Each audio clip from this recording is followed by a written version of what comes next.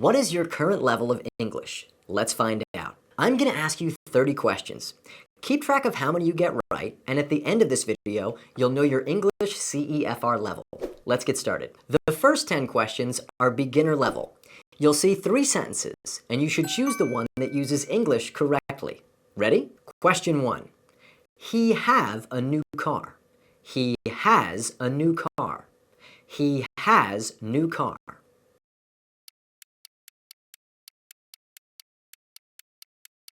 He has a new car is correct. In the simple present tense, we use has with he, she, and it, and have with I, you, we, and they. He has a new car. Question 2. Emily lives in New York. Emily lives at New York. Emily lives on New York.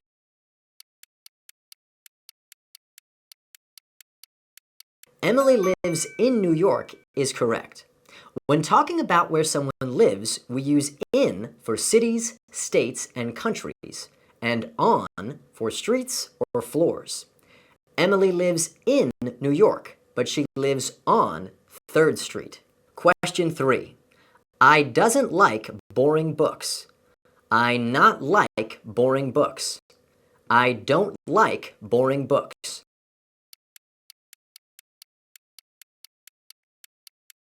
I don't like boring books is correct. To make a sentence negative in the simple present tense, we use don't for I, you, we, and they, and doesn't for he, she, and it. I don't like boring books. Question 4. The man sings very loud. The man sings very loudly. The man sings very louding.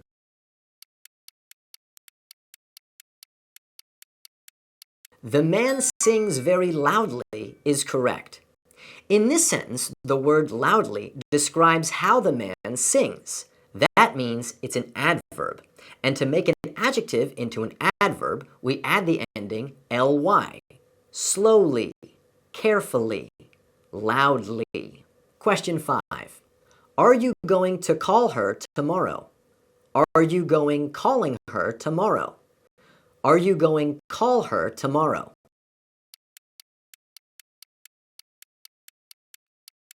Are you going to call her tomorrow is correct.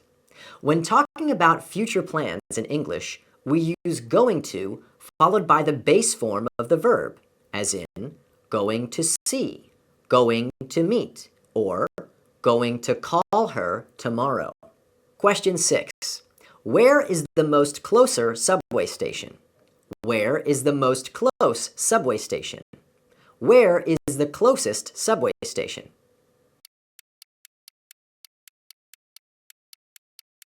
Where is the closest subway station is correct. In this sentence, we're using the superlative form of an adjective. So we add the ending est, oldest, newest, closest. For superlatives, we only use the word most when an adjective has 3 or more syllables. Most different, most important, most unbelievable. For that reason, option 2 is incorrect. Question 7. Did you work yesterday? Did you worked yesterday? Do you work yesterday?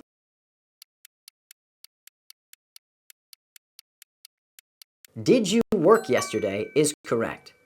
In this sentence, we have a past marker word, yesterday, which means we should use the past simple tense.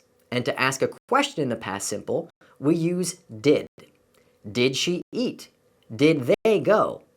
Did you work yesterday? Question 8. James can to speak English. James can speaks English. James can speak English.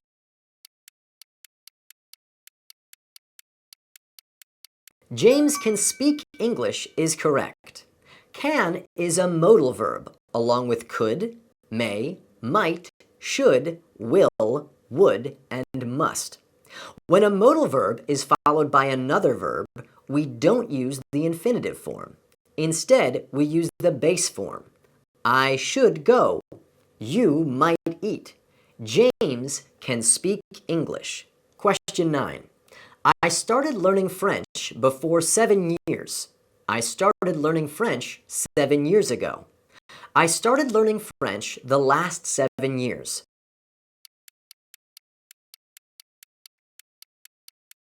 I started learning French 7 years ago is correct.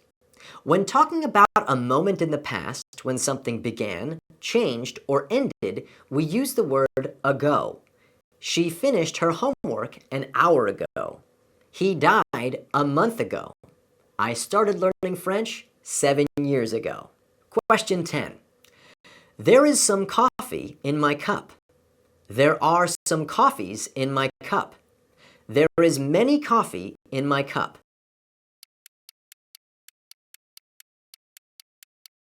There is some coffee in my cup is correct.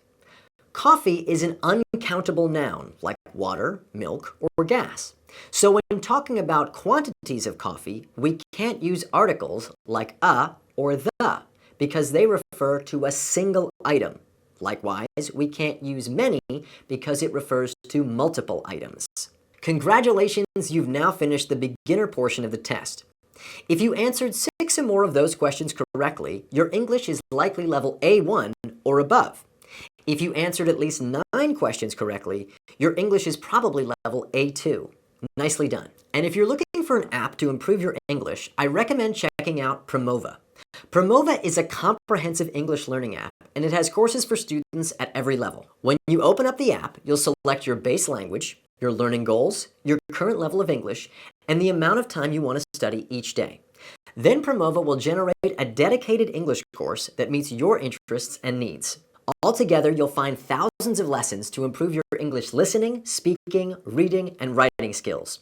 And there's even a special tool that will listen to your English pronunciation and help you sound more like a native speaker. And if you're interested in business English, travel English, or reading English language books, Promova has dedicated content that can help you level up your skills. And when you're ready, you can practice what you've learned by chatting with other users from the community or take live classes led by professional teachers. To learn more, click the link in the description box to get 50% off a lifetime subscription to Promova.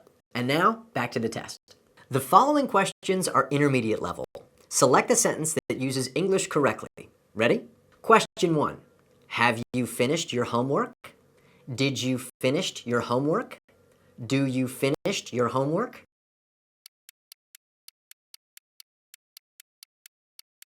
Have you finished your homework is correct.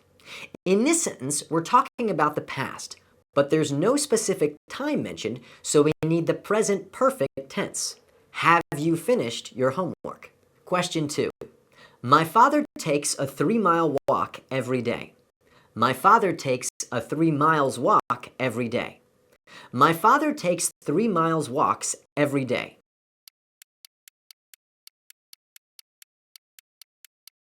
My father takes a 3-mile walk every day is correct. In English, we can connect 2 words with a hyphen to create a compound adjective.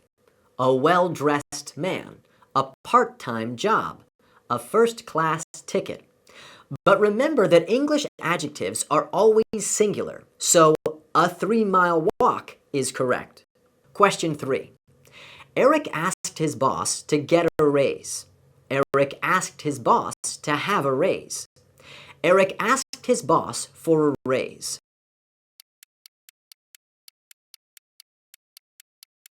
Eric asked his boss for a raise is correct. In this sentence, we're dealing with a collocation, words that often go together in English. And the collocation for a raise is to ask for. Eric asked his boss for a raise. Question 4. If I eat too much, I'd be sick. If I eat too much, I'll be sick. If I eat too much, I'd have been sick.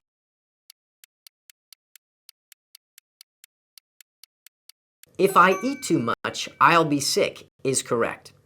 In this sentence, we're talking about a condition that might actually happen. So we need to use the first conditional structure, which is if plus present simple tense followed by an outcome in the future tense. If Sarah misses the bus, she'll be late. If you study for the quiz, you'll get an A. If I eat too much, I'll be sick. Question 5. My brother hasn't gone skydiving, and so have I. My brother hasn't gone skydiving, and so haven't I. My brother hasn't gone skydiving, and neither have I.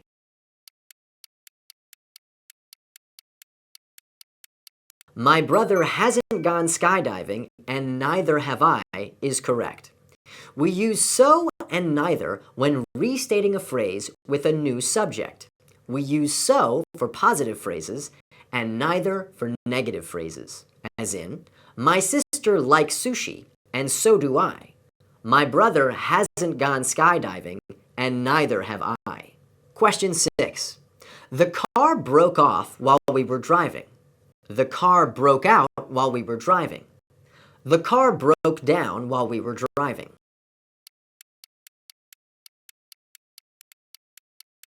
The car broke down while we were driving is correct. To break down is a phrasal verb, meaning to stop functioning or working, and is often used when talking about cars. To break off describes a piece of something becoming detached from the whole, as in, he broke off a piece of his candy bar. And to break out means to escape, as in, the inmates broke out of prison. Question 7. The new neighbors moved in another day. The new neighbors moved in the other day. The new neighbors moved in some other day.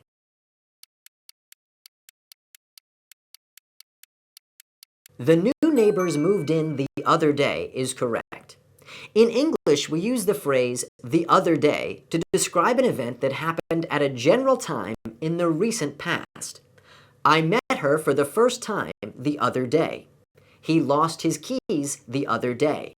The new neighbors moved in the other day. Question 8. If I were you, I wouldn't worry too much about it. If I were you, I won't worry too much about it. If I were you, I wasn't worrying too much about it.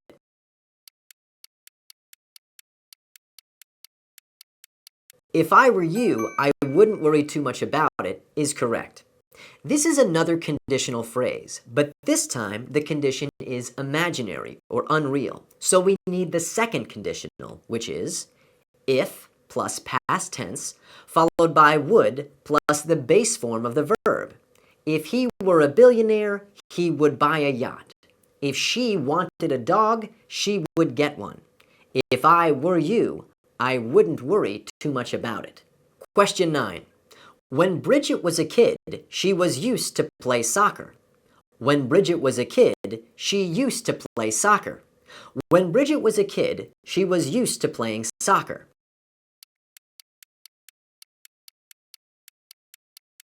When Bridget was a kid, she used to play soccer is correct. We use the phrase used to plus the base form of a verb to describe something that happened regularly in the past. I used to work in an office. They used to live upstairs. She used to play soccer. But be careful not to confuse this with two similar phrases. One, to be used to something, which describes habits, as in, I'm used to getting up at 5 a.m., and two, to get used to something, which expresses that someone has learned to tolerate something unpleasant over time, as in, the water here tastes a bit strange, but you'll get used to it after a while. Question 10. The manager was tired because he was working all day. The manager was tired because he had been working all day. The manager was tired because he worked all day.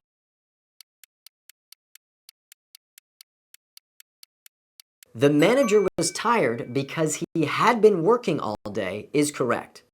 The manager was tired is a simple past clause, and we're referring to an action that happened over a period of time before that, so we need the past perfect continuous. The manager was tired because he had been working all day. Congratulations, you've now finished the intermediate portion of the test. Did you answer 6 or more questions correctly? Then your English is likely at a B1 level or above. And if you answered 9 or more questions correctly, your English is likely at a B2 level. Great work. Now let's move on to the advanced section of the test. Some of these questions are quite challenging, so don't be discouraged if you don't know all the answers. Just keep going and do your best. Let's begin. Question 1. Fill in the blank. It's a good idea, but it's very impractical, unpractical, non-practical.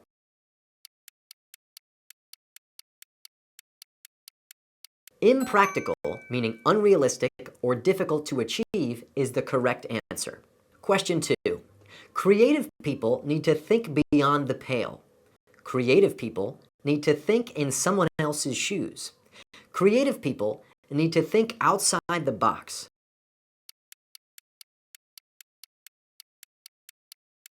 Creative people need to think outside the box is correct. To think outside the box is an English idiom that means to be original or to come up with fresh ideas. Beyond the pale describes something that's offensive or unacceptable. And to put yourself in someone else's shoes means to try to understand another person's point of view. Question 3. Fill in the blank. After her trip to Germany, she will have visited more than 35 countries. She has visited more than 35 countries. She will have been visiting more than 35 countries.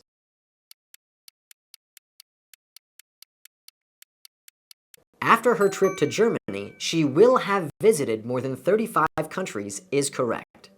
In this sentence, we're talking about an event that will be completed or finished at a given time in the future. The event is visited more than 35 countries. And what's the time? After her trip to Germany. For that reason, we need the future perfect tense. After her trip to Germany, she will have visited more than 35 countries. Question 4. She's going to quit her job. She's completely under it, over it, past it.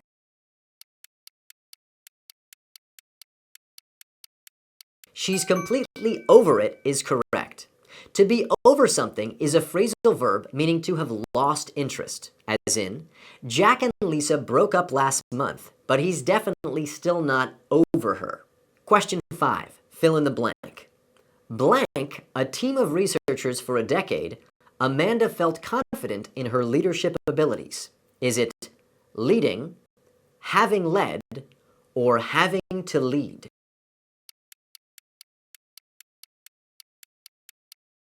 Having led is the correct answer. When a sentence begins with a verb, we need to use the gerund form, the ing form, as in, swimming is good for you. Smoking is bad for you. But this gerund refers to the past, so we use the perfect gerund form, having led. Question 6. I don't mean to be precocious, presumptuous, perilous, but I'm not sure that color looks right on you.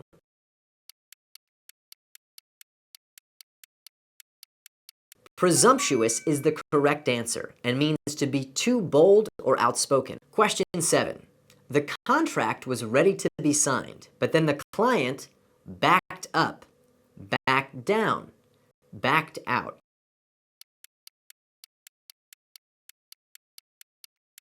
Backed out is correct and is a phrasal verb that means to withdraw from an agreement. To back up is used when describing a car that's moving in reverse. And to back down means to yield in a struggle or conflict. Question 8. Fill in the blank. If Paul blank a bit sooner, he would have arrived on time. Is it had been leaving, had left, or left?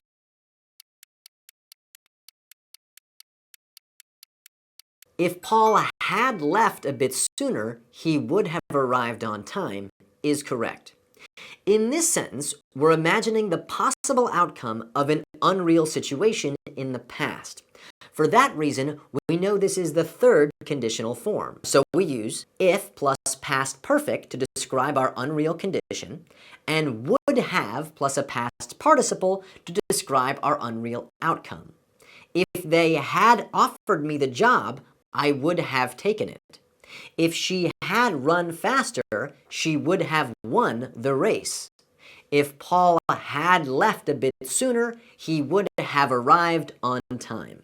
Question 9. The new associate didn't really get in trouble. They just gave him a pat on the back, a slap on the wrist, a chip on the shoulder.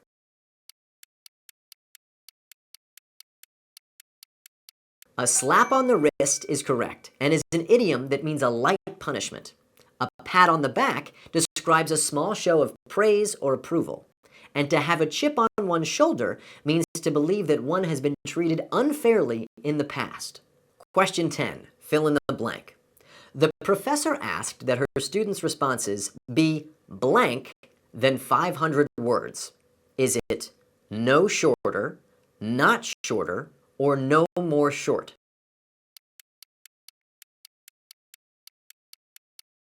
No shorter than 500 words is correct. When negating a comparative adjective, like shorter, bigger, or faster, we use no, as in the sentence, there must be no more and no less than 5 players on the court at all times. Congratulations, you've now finished the advanced section of the test.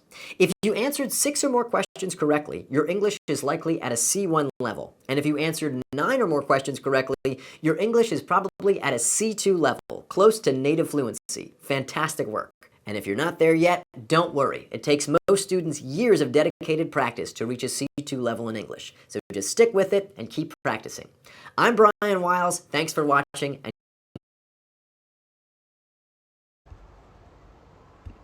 Nếu bạn thấy video này hữu ích, hãy chia sẻ và hãy ấn subscribe để cùng cập nhật thêm nhiều video.